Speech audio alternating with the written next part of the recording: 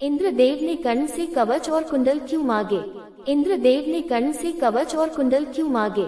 जवाब, फॉलो, अनुरोध करें, ज्यादा जानकारी और देखें इससे जुड़ी सभी 42 जोड़ सुझाया गया। अजय राचनेकर। फॉलो करें, योगी, दार्शनिक, चिंतक, धर्मवेता और साहित्य प्रेमी 5 वर्ष। सबसे पहले जवाब दिया गया, इंद्र ने कर्ण से उसके कवच और कुंडल क्यों मांगे, जबकि कवच कुंडल के होते हुए भी कर्ण को भीम और अर्जुन पहले भी हरा चुके थे। ये वास्तव में विचारणीय प्रश्न है कि कर्ण के पराजित होने के लिए उसके कवच कुंडल लेने की इंद्र को क्या आवश्यकता हो सकती थी। द्रुपद पर आक्रमण की घटना, द्रौपदी स्वयंवर के युद्ध और घोषयात्रा के युद्ध की घटना ने भली भांति सिद्ध कर दिया था कि कर्ण अर्जुन का मुकाबला नहीं कर सकता।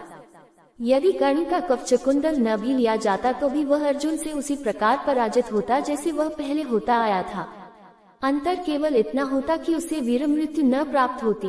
अश्वत्थामा की समान अमरता की यातना झेलते हुए वह आज भी जीवित होता। दूसरी बात ये ध्यान देने की है कि इंद्र का अर्जुन के ऊपर ऐसा प्रेम नहीं दिखाई देता कि हम कहें कि पुत्र प्रेम से प्रेरित होकर उन्होंने ऐसा किया। लाक्षागृह कांड के बाद जब पांडव दर दर भटक रहे थे तब इंद्र सांत्वना देने के लिए भी उनके पास नहीं आए। पहली बार वह अर्जुन से मिले तो रणभूमि में उसके शत्रु के रूप में आए। खांडव वन दहन की घटना के दौरान, इसके बाद वनवास के दौरान अर्जुन की तपस्या के समय ही उससे मिले। उस समय भी उन्होंने कहा कि शिव की आज्ञा होने पर ही वे दिव्यास्त्र दे सकेंगे। अर्जुन द्वारा किरात रूप में शिव का दर्शन करने और उनसे वरदान पाने के बाद ही इंद्र उसे स्वर्ग ले गए और दिव्यास्त्रों की शिक्षा दी। वहां उसके निवास करने के दौरान भी इंद्र ने उससे निवात कवच नाम के दानवों का संहार कराकर अपना ही प्रयोजन सिद्ध किया। यह नहीं लगता कि इसके बाद इंद्र ने कभी अर्जुन से भेंट की।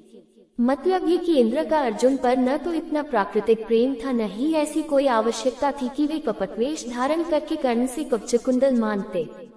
प्रश्नवश ये बताना आवश्यक है कि महाभारत के वर्णन से स्पष्ट हो जाता है कि देवता अपने विशेष संबंध के कारण मानवीय संघर्षों में पक्षपात नहीं करते थे। धर्मदेव युधिष्ठिर के पिता थे, पर उन्होंने युधिष्ठिर के धर्म की बार बार परीक्षा लेने के सिवा जीवन के संघर्षों में उनकी मदद नहीं की। न तो पवनदेव की भीम से भेंट की चर्चा आती है, न ही अश्विनी कुमारों की नकुल सहदेव से मुलाकात की। इन देवताओं द्वारा अपने पुत्रों को दी गई किसी मदद की चर्चा नहीं मिलती। सूर्यदेव ने कर्ण को इंद्र द्वारा उसके कवच कुंडल के हरण के संबंध में चेतावनी भले दी हो, पर इसके सिवा उन्होंने उसकी कोई मदद नहीं की। फिर हमें ये भी ध्यान रखना चाहिए कि सूर्य ने 2 मौकों पर पांडवों की मदद भी की थी। उन्होंने ही युधिष्ठिर को वह अक्षय पात्र दिया था जिससे वह अतिथियों को भोजन कराते थे और जिससे दुर्वासा ऋषि की प्रसिद्ध घटना जुड़ी हुई है। इसके अतिरिक्त उन्होंने युधिष्ठिर के कहने पर अज्ञातवास के दौरान द्रौपदी की रक्षा के लिए एक राक्षस को भेजा था, जिसने अदृश्य अवस्था में रहते हुए विराट सभा में कीचक से द्रौपदी की रक्षा की थी।